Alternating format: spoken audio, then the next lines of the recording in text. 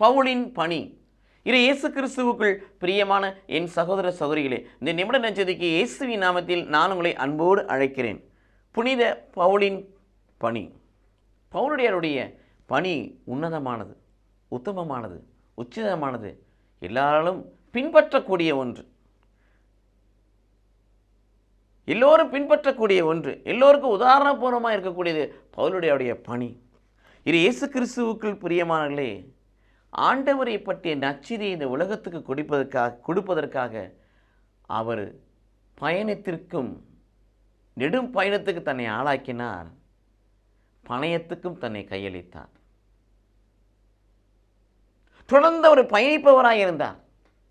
மட்டுமல்ல, உயிரையும் பணய வைப்பவராயும் அவர் இருந்தார். உயிருக்காக அவர் பயப்படவில்லை.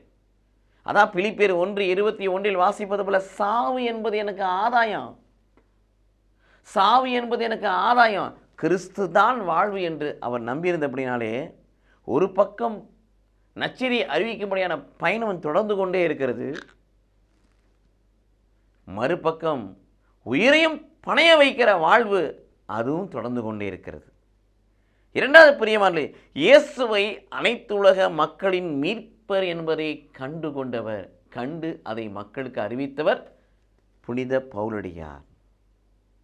பழமைவாதத்திலிருந்து புதிய பார்வையில் இயேசுவை பார்க்க செய்தவர். பழமை திருச்சட்ட அடிப்படையிலே வாழ்ந்த மக்களை பிரித்தெடுத்து ஒரு புதிய அன்பின் கட்டளைக்கு அழைத்து சென்றவர் பவுலடியார். அதனால பழமைவாதத்திலிருந்து புதிய பார்வையில் இயேசுவை பார்க்க வைத்தவர் புனித பவுலடியார். ஒரு மொழியினருக்கோ, ஒரு நாட்டவருக்கோ, ஒரு இனத்தவருக்கோ இயேசு உரியவர் அல்ல. இயேசு அகில உலகத்துக்கு உரியவர், உலக ரட்சகர், உலக மீட்பர்,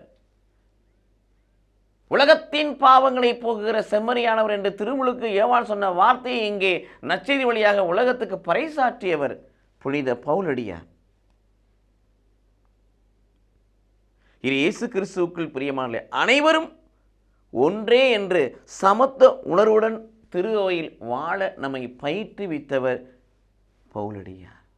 குறிப்பிட்ட இஸ்ராயல் மக்களுக்கு என்று நினைத்து கொண்டிருந்த நிலைப்பாட்டை உடைத்து தகர்த்து இவர் உலகத்துக்கு, அகில உலகத்துக்குரிய உலகத்தின் மீட்பர், எல்லா மக்களுக்கும், புறையிடுத மக்களுக்கும், எல்லா மக்களும் இவரே இரட்சகர் என்பதை நற்செய்தி வழியாக அறிவித்தவர்.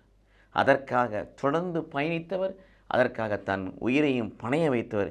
இத்தகைய மனோபாவம் நமக்குள் இருக்கின்ற பொழுது பவுலை போல நாம் பணியாற்ற முடியும். அந்த பவுலின் பணி, புனித பவுலுடையாருடைய பணி நம்முடைய வாழ்க்கையில் சங்கமாகட்டும். கடவுள் நம்மை ஆசீர்வதிப்பாராக. ஆமென்.